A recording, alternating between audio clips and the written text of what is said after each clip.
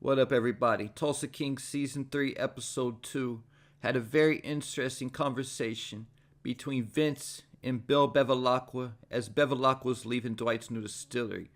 And just from this short conversation alone, there's several clues and a lot to dig into. None more importantly than the fact that Vince called Bevilaqua cuz while they were on the phone, indicating that Bevilaqua and Vince are actually cousins, and there's more to their relationship, history, and backstory than we originally thought.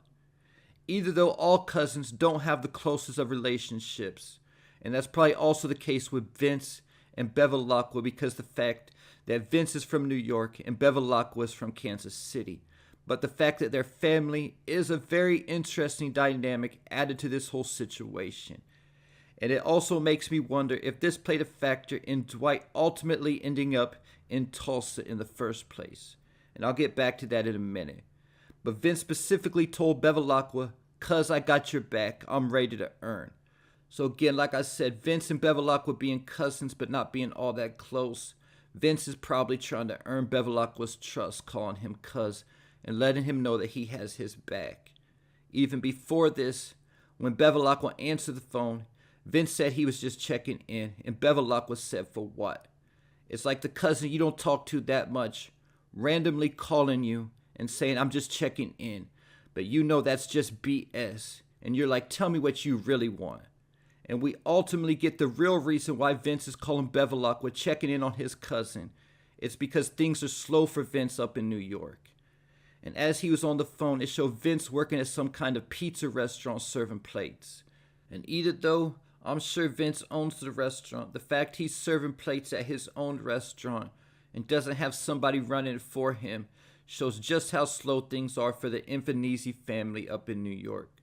So because of that, when he's talking about earning, he's asking if Casey has any work for him. And Bevilaqua at this point let Vince know that he could use some old school.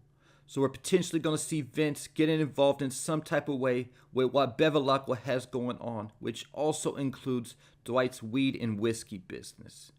Bevilaqua told Vince that he could use some old school because he said Dwight's running a sloppy operation. And when Vince asked if it was the weed, Bevilaqua let Vince know that it was the booze. So now New York knows about Dwight's new venture as well, that he's getting into the booze. Keeping in mind, Quiet Ray was already pressing him about sharing Tulsa. And now that Vince knows about this, it's only going to be a matter in time until it gets back to Quiet Ray as well. Now getting me back to the question, did Vince and Bevilaqua being cousins have anything to do with Dwight being sent to Tulsa? To answer this question, we have to go back 25 plus years to when Dwight got locked up. Keep it in mind, it was for something Chicky and Vince had gotten into, having to kill a man that they handcuffed to a radiator. So that lets us know that Chicky and Vince's relationship goes back even further than that. They've likely been friends since they were kids. But once Dwight went to prison, Chicky was elevated in the family, eventually becoming his father Pete's underboss, and Vince became a capo. So we got to believe that around the time that they knew Dwight was going to be getting out of prison, they felt like they needed to make sure that Dwight was out of the way and not in New York when he got out, because they were intimidated by Dwight, knowing that he'd have too much power and control in the family, and ultimately this plan ended up being to send Dwight to Tulsa. But the big question is, whose idea was this in the first place to send Dwight to Tulsa? Pete went along with the idea, but I seriously doubt that he came up with it. Chicky's probably who brought the idea to Pete, but I think it was Vince who came up with the idea to send Dwight to Tulsa, knowing that Tulsa was his cousin's territory. Bevilaqua said that his territory was everything west of Chicago and east of Vegas.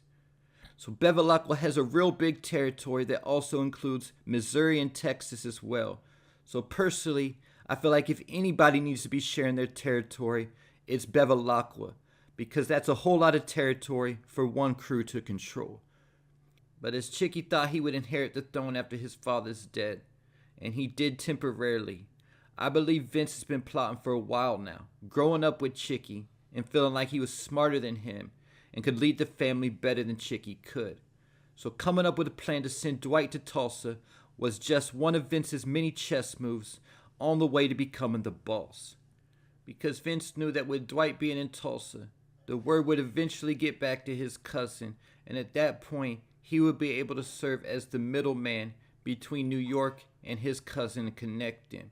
Because in season 2, it was ultimately Vince who connected Chicky with Bevilaqua when they were at their spot at New York, and Chicky was asking Vince if he was calling, and Vince told Chicky supposedly. But when they got the call, it said spam possibly, and when Vince answered the phone, he mouthed it's him to Chicky, indicating they were already waiting for Bevilaqua's phone call.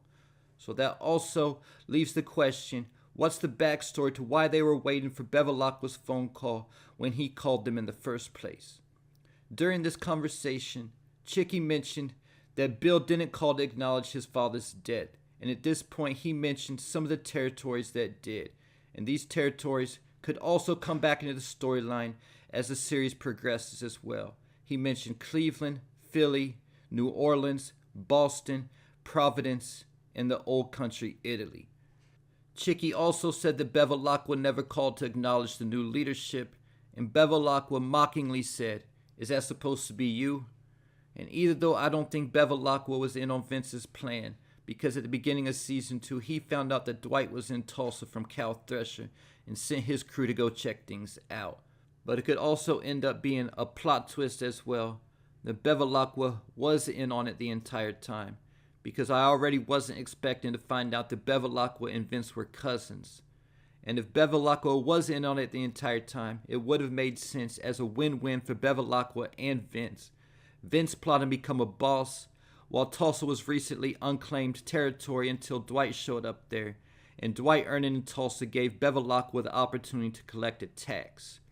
But in addition to sending Dwight to Tulsa to eliminate the competition, this also made Chicky look bad, sending a top earner to Tulsa, something else that Vince used to his advantage, making Chicky look incompetent so he could take control over the Invernizzi family. Then after taking control as the boss of the Invernizzi family, Vince sent Chicky to Tulsa to try to get Dwight back on board. He told Chicky that they've been talking, all of them, and if Chicky could get Dwight back on board, it could be his way back in. Leave it another question, who did Vince mean when he said they've been talking, all of them?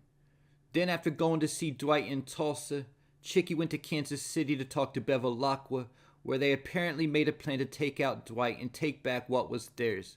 At least that's what Chicky was telling Bevilaqua, and Bevilaqua pretended to be going along with Chicky's plan. Only for when they got to the Bread to Buck saloon to talk to Dwight, Bevilaqua smoked Chicky. Again, leaving the question, was this part of the bigger plan? Because as soon as Bevilaqua smoked Chicky, Dwight agreed to the deal that Bevilaqua wanted. And there you have it. Leave your thoughts, theories, and predictions in the comments.